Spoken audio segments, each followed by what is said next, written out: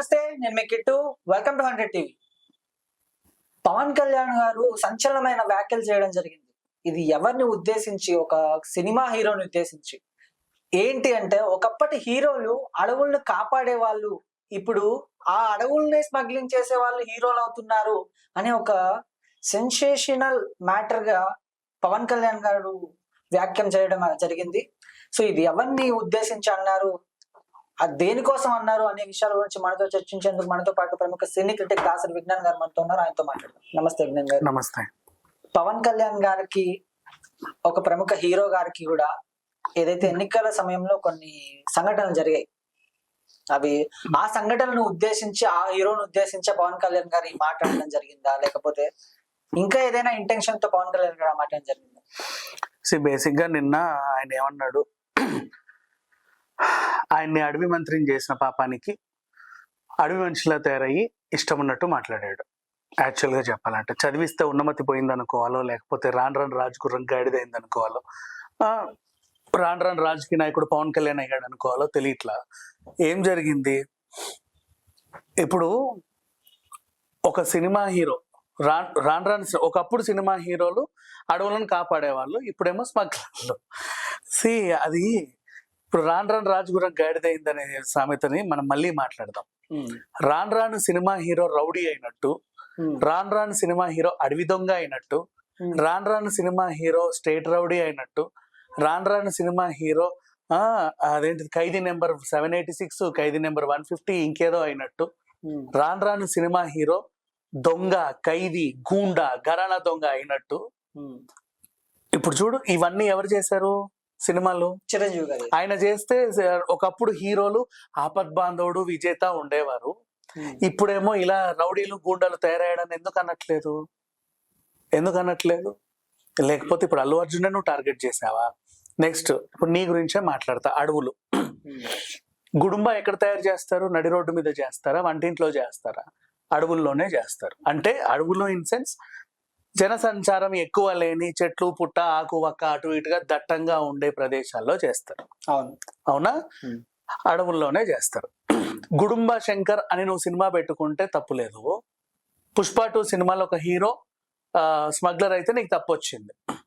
నీ గుడుంబ శంకర్ ని చూసి గుడుంబా కాచే వాళ్ళు ఉన్నారే తప్ప, పుష్ప 2 చూసి ఇప్పటి వరకు మేము పుష్పని ఇన్స్పిరేషన్ తీసుకొని స్మగ్లింగ్ చేసామన్న వాళ్ళు ఎవడో లేడు. ఎర్రచందనం స్మగ్లింగ్ చేసినాడు. కానీ నిన్ను ఇన్స్పిరేషన్ తీసుకొని గుడుంబ తాగిన వాళ్ళు బోల్డ్ మంది ఉన్నారు. నీ సినిమా రిలీజ్ కే గుడుంబ తాగి వచ్చిన వాళ్ళు కూడా ఉన్నారు. కుటుంబంతో నీకు అభిషేకాలు చేసిన వాళ్ళు కూడా ఉన్నారు, సారాయి కాచే వాళ్ళు.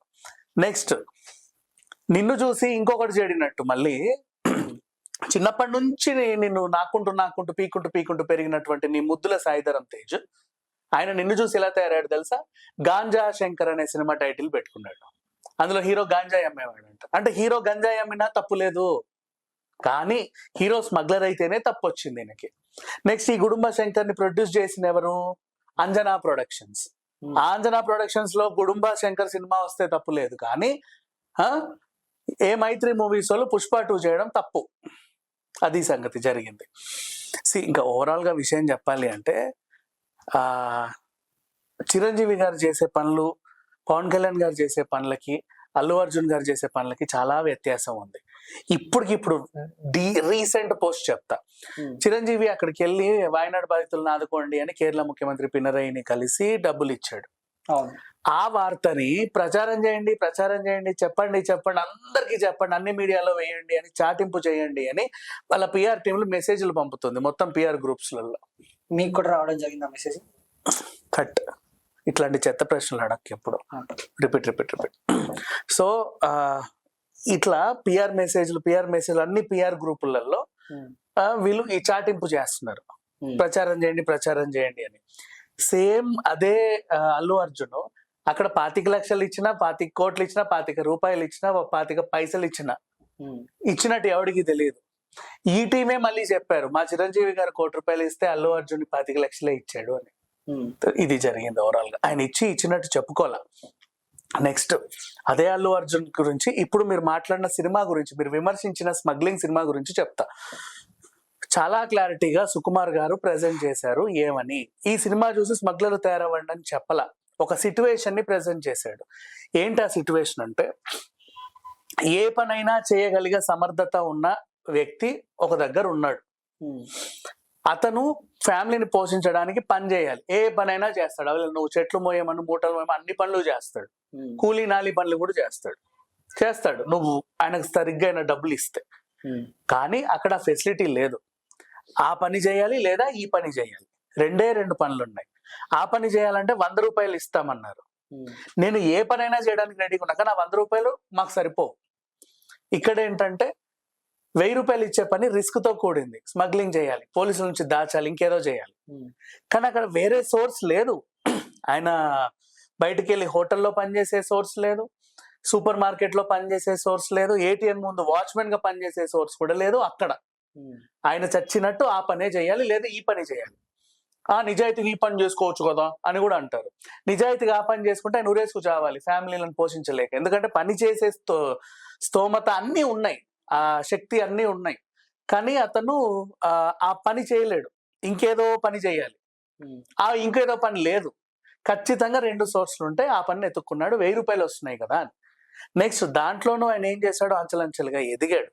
ఎదిగిన తర్వాత ఏం చేశాడు, నాలాగా నా ఊరోళ్ళు ఇంకొకరు తయారు కావద్దు అనుకొని తనని తాను బలిచ్చుకొని తన జీవితాన్ని పనంగా పెట్టి మిగతా ఊరోళ్ళ కోసం తను సంపాదించిందంతతో స్కూళ్ళకి చదువులకి డబ్బులు ఇచ్చాడు, పెళ్లిళ్ళు చేశాడు, ఇంకా ఊర్లను బాగు చేయించాడు, ఫీజులు కట్టాడు, అప్పులు తీర్చాడు, ఇంకా బోల్డన్ని పనులు చేశాడు. వాళ్ళకి ఆపరేషన్లు చేయించాడు, అన్ని చేయించాడు. నెక్స్ట్ ఆ జనరేషన్ పుష్పలా తయారవ్వకూడదు అంటే ఏ సోర్స్ లేకుండా ఈ స్మగ్లింగ్ పని ఎంచుకోకూడదు అని చేసింది. ఏంది అది తప్పని ఆయనకి తెలిసినా కూడా ఏదో చేశాడు. అండ్ ఆ సినిమాని ఒక ఇతివృత్తంతో ముగించేశారు. నెక్స్ట్ ది రూల్ రాబోతుంది, అందులో మేము క్లుప్తంగా చెప్తామని కూడా అన్నారు. దానికి సంబంధించి ఒక షార్ట్ ఫిలిం కూడా లాంటి ఒక చిన్న గ్లిమ్స్ కూడా రిలీజ్ చేశారు. So Pushpa is a hero. ఆయన ఆ సినిమా ద్వారా అక్కడి ఏం జరిగిందో చెప్పారే కానీ ఆ సినిమాని ఇన్స్పిరేషన్ గా తీసుకొని అలా వాటర్ ట్యాంకుల్లో గంజాయి స్మగులు, పాల ట్యాంకుల్లో అదేంటిది ఇంకేవో ఎర్రచందనాలు తీసుకెళ్ళమని చెప్పాల, అలా పోర్ట్రే చేయాల. అలా పోర్ట్రే చేస్తే ప్రతి సినిమాని కూడా మనం ఎన్నో వంకలు పెట్టొచ్చు, ఇలా చెప్పారు అలా చెప్పారని. అండ్ యాజ్ ఇన్నేళ్ళు ఇండస్ట్రీలో ఉన్నటువంటి ఒక పవన్ కళ్యాణ్కి ఈ బేసిక్ సెన్స్ పాయింట్ కూడా అర్థం కాలే. ఒక డైరెక్టర్ ఏం చెప్పాలనుకున్నాడో అర్థం కాలే. ఆల్రెడీ డైరెక్టర్ గా కూడా పనిచేసిన అనుభవం ఉన్న పవన్ కళ్యాణ్కి ఒక హీరో బేస్ చేసుకున్న ఒక సినిమా స్టోరీ అర్థం కాల. నెక్స్ట్ ఆయన్ని పోక్ చేయడమే నీ మెయిన్ ఉద్దేశంగా పెట్టుకున్నావు, అది అందరికీ అర్థమైంది. ఎందుకు ఆయన్ని పోక్ చేయాలనుకున్నావు అంటే దానికి ఏమన్నా నీకు ఆయనకి ఏమన్నా గట్టు పంచాయితీ ఉందా, మీరిద్దరు ఏమన్నా బద్ధ శత్రువులా, ఎప్పుడన్నా కొట్లాడుకున్నా అంటే అది లేదు. రోజు వచ్చి ఆయన నీ కాళ్ళు గడిగి నెత్తించాలి, నీకు భజన చెయ్యాలి. నీకు ఆ భజన నచ్చట్లా, ఆయన ఆ భజన చేయట్లా. రోజు వచ్చి నీకు భజన చేయాలంతే. రోజు వచ్చి పవన్ కళ్యాణ్ బాగా కాళ్ళు గడిగి నెత్తించాలని బే పవర్ స్టార్ భజన చేయాల అంటే ఒక నియంతలాగా తయారయ్యావు నీ ఇంట్లో కూడా. అది నువ్వు చేసిన పని. ఇప్పుడు ఇంకా మళ్ళీ పవన్ కళ్యాణ్ గుర్తుపెట్టుకోవాల్సింది ఏంటంటే, సరే ఇప్పుడు ఏం చేస్తావు, ఈ పుష్పని అడవుల్ని పాడు చేస్తుంది అని ఒక స్టేట్మెంట్ ఇచ్చావు. నువ్వేం చేస్తావు నెక్స్ట్, నేషనల్ వైజ్ గా ఇండియా వైజ్ గా ఉన్న యానిమల్ వెల్ఫేర్ దీనికి అటవీ శాఖకి మంత్రి ఎవరో ఆయన దగ్గరికి వెళ్ళి ఇలా ఒక సినిమా వస్తుందండి, ఈ సినిమా రిలీజ్ అయితే అడవులకి ప్రమాదం అండి, స్మగ్లింగ్ చేయండి అని ప్రోత్సహిస్తుందండి, రేపు రోజు అడవులే ఉండకుండా పోవడానికి ఫలానా సినిమా కారణం అండి, దీన్ని ఆపేయండి అని అర్జీ పెట్టుకోవచ్చు. పెడతావు, ఆ పని కూడా చేస్తావు. ఎందుకంటే నువ్వు కూడా ఆ స్థాయి మంత్రి శాఖలో ఉన్నావు కాబట్టి నువ్వు ఆ పని చేస్తావు.